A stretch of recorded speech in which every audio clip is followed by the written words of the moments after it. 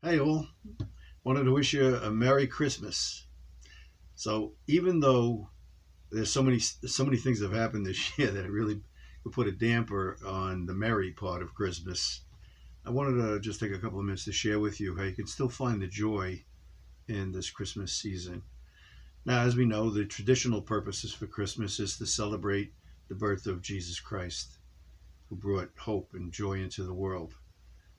And we celebrate that he came bringing love and hope and faith and peace in the light of God's kingdom for all of us to be able to enjoy and to enter into.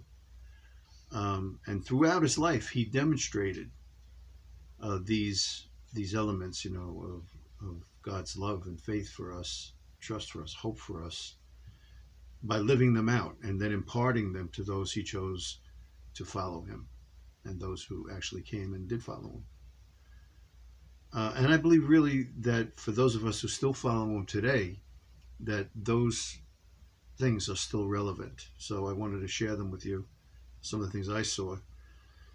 So then Christmas for us is really to live through the Spirit of Christ.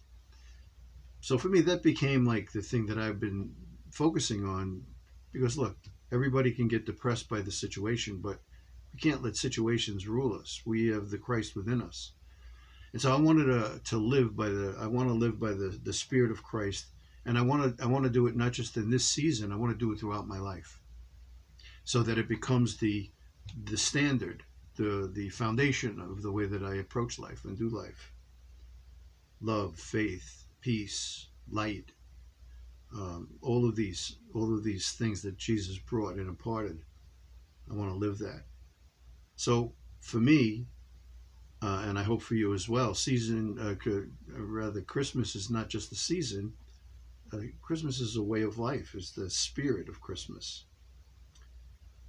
because we're living by the Spirit. We're living by that Spirit, which is the spirit of Christmas. If that makes sense. Um, and you know what? I mean, Christmas time, this season, is really a wonderful time of the year. It's just so filled with just so much beautiful stuff that makes us human that we can enjoy. But unfortunately, for some of us, for some people, it can also be a difficult holiday, and I'm talking about emotionally. Um, and then even more so in a year like this when families are being either forced apart or having to make a tough choice that might endanger some of the more vulnerable members of their family, for to transmit this disease. Um, so many traditions. I know several of my traditions have been broken this year, and um, they've been either modified or been held off for an uncertain future.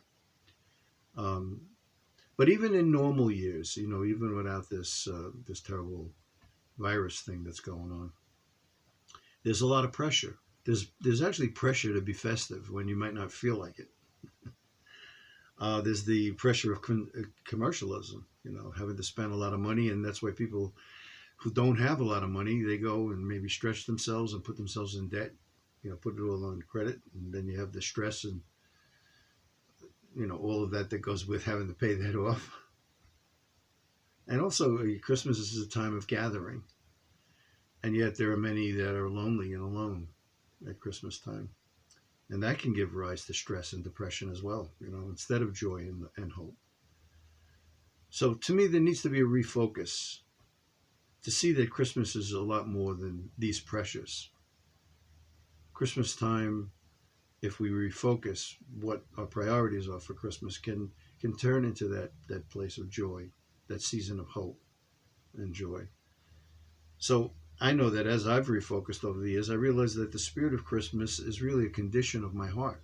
It's the way that I'm looking at things. And I've said before that the way that we do anything is how we do everything. So until I think that until a person can actually feel the spirit of Christmas in their heart, there really can't be a true Christmas for them. It's going to be all these ancillary things, these symbols of commercialism and all the rest of the stuff that I just mentioned. And that can put us in a down emotional place. So How do we do it? Well, we can look at Jesus's life. You know how he lived, how he imparted. This is the true spirit of Christmas. So there's a couple of things. One is that he gave himself, not just things. He gave everything, right? God so loved the world that he gave his only begotten Son. And we see it. We give gifts. We give material gifts, and that becomes the symbols of our love. And we need to see it as that, not as an obligation. I think if we can see the gifts that we give, it's not something that we have to do that causes us stress and pressure, but we do it out of a symbol of our love for the people that we're giving. See, because really no gift can ever equal the love that we give to another person. I mean, the true, sincere love, that, and we can do that. You don't have to get all gushy about it. You can just do it by being with them, being present for them, spending time, listening to them, standing with them. That's a great gift to give to people. And we got to reach down within ourselves and be willing to give ourselves to others with a love that doesn't seek anything in return. The agape love that God loved us with as best as we can. Second thing is appreciation. I've been talking about this. You think about it, many people are just dissatisfied with their lives. They become complainers rather than being thankful. And that leads to a downward spiral. Complaint just leads to the dissolution of your hope. So you want to stay away from that. So appreciation, gratitude, thanksgiving, these things open up a whole new vista of the spiritual realities that we've created to live.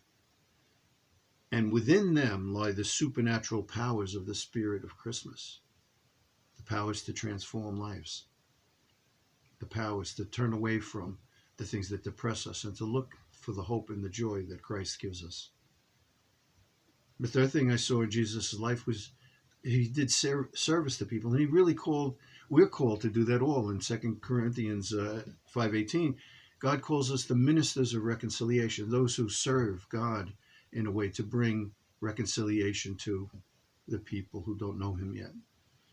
1 Peter 2:9 said that he has chosen us for this. And that word chosen really means taken out of a group of people and given a special service. We're chosen to be ministers. So embracing the spirit of Christmas means ministering to those in need, driving someone to a doctor's appointment, or maybe picking up some food at the store for a person who's older and is afraid to go out. Or maybe even giving a donation to some of your favorite charities, but do it anonymously. These are the symbols of service. And we'll enjoy our lives more freely when we can help other people in need and do it without any expectation or that need for a pat on the back.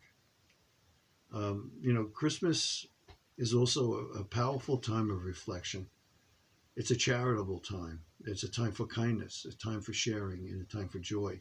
It's the spirit of Christmas is best advanced in a generous heart.